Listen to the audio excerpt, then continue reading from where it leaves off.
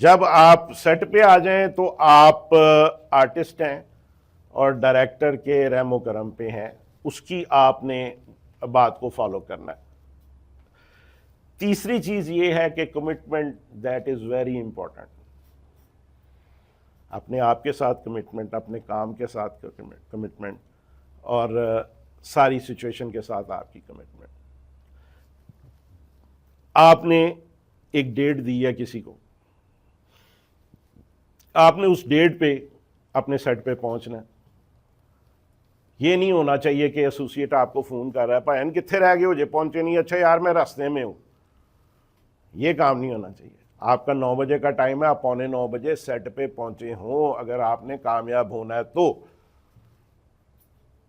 बड़े बड़े हमारे कवि खान साहब, बहुत बड़ा नाम, वो सेट पे जाके पहले बैठे होते थे। काफ़ी काम किया मैंने उनके साथ। हम इतनी दूर, बेदियाँ, बहुत दूर लोकेशंस पे वो पहले पहुंचे होते थे। जाके बैठ गए वो, कोई बात नहीं, वो भाई मैं तो आके बैठ गया हूँ, अब डायरेक्टर को पता है उसने मुझे कब बुलाना।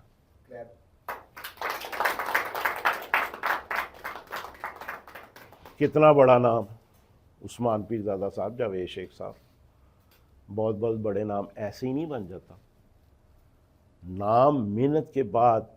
देखें, कोई भी चीज़, अल्लाह ताला की ज़ात बड़ी बेनियाज है, वो कभी किसी की मेहनत ज़ाया नहीं होने देती।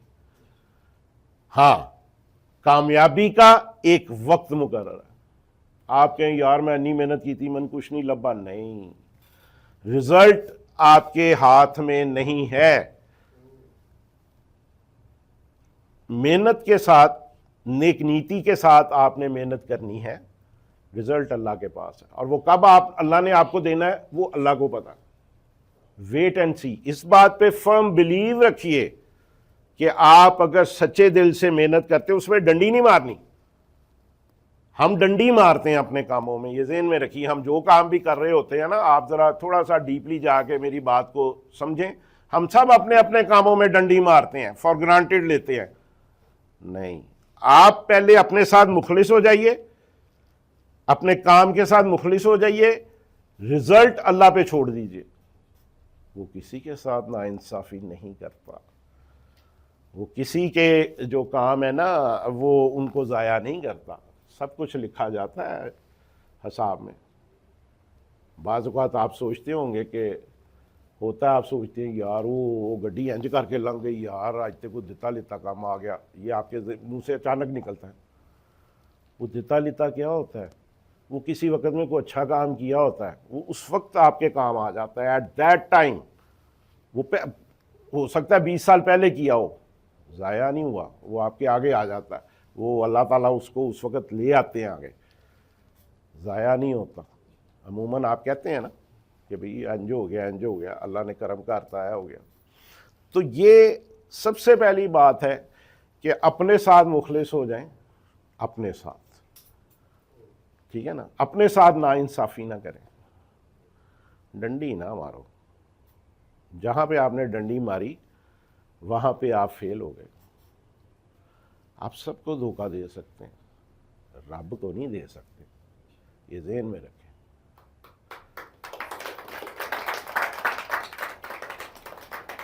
तो जो बच्चे और बच्चियां जिन्होंने ज़िंदगी का आगाज़ करना है अपनी प्रैक्टिकल लाइफ का, अगर वो अपने साथ whatever the field you want to choose for your life, it all depends on you, आपने क्या करना है ज़िंदगी में, उसको जब आप चूज़ कर लेते हैं तो उसमें आपने डंडी नहीं मारनी, उसमें आपने पूरा डीपली उसमें जाना है, एंड तक जाना है। जैसे ये आपका एक्टिंग का फील्ड है, इसमें इतनी पेनिट्रेशन है, इसमें इतनी, ये नहीं है कि आप घर से आए, एक सीन आपने किया, चले गए, मैं एक्टर बन गया, नहीं।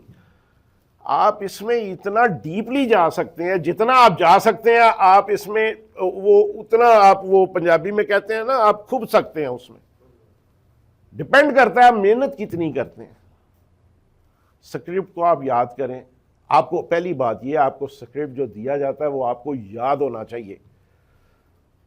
वो ये नहीं होना चाहिए कि आप ये कहें यार मैं लाइन, अगली लाइन की सी, आप एक सेकंड के लिए अगली लाइन सोचने के लिए गए, आप फ्लैट हो जाएंगे, आप उस करैक्टर से बाहर निकल जाएंगे जो जिस करैक्टर में आप है। अगर आप लाइन याद करने में चले गए तो आपको पूरी लाइनें अपनी याद होनी चाहिए, अपनी और क्यूज याद होने चाहिए कि जब आपने बोलनी है। मैंने आपको क्या क्या हाल है तुम्हारा, ये आपका क्यू है। आगे से आपने कहा जी अल्लाह का शुक्र है, ये आपका क्यू है। अल्लाह का शुक्र है के बाद ये आपका क्यू है। और सुनाओ घर में सब ठीक है, ठीक है, फिर आपका क्यू है। आपको अपने फिक्रे भी याद होने चाहिए और जो आपका ओपोनेंट है, जो दूसरा कैरेक्टर बैठा हुआ है, उसके फिक्रे भी याद होने चाहिए कि आपने बोलना कब है। बिल्कुल वो नहीं होना चाहिए कि आप किसी के फिक्रे पे आके तो आपका जो है ना वो क्लैश हो जाए। उसको अपना बोलने दें, उसको आपको पता होगा आपने कब पकड़ना है उसके फिक्रे को, वो आप पकड़ें।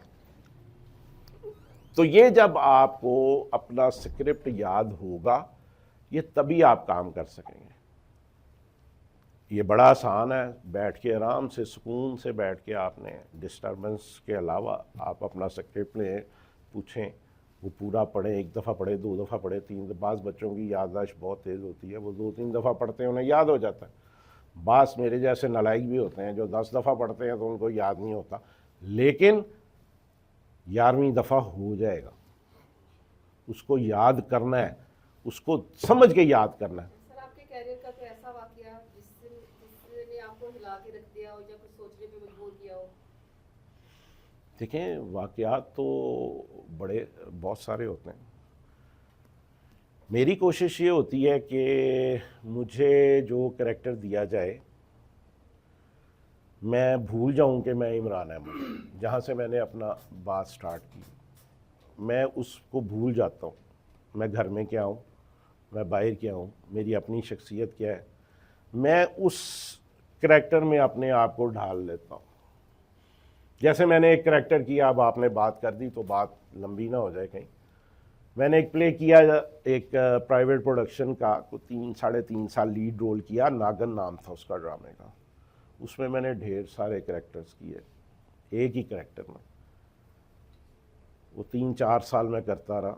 उसमें एक करैक्टर में मुझे बड़ा मज़ा आया काम करके, मेरी बड़ी जिसे कहते हैं तशफ़ी हुई, बड़ी मेरी तसल्ली हुई उसमें काम करते। उसमें एक स्पेल था कि जब वो नागन आके मुझे, और मेरा लीड कैरेक्टर था, नागन आके मुझे डंग मारती है और कहती, क्योंकि नागनों के साथ मेरी दुश्मनी है।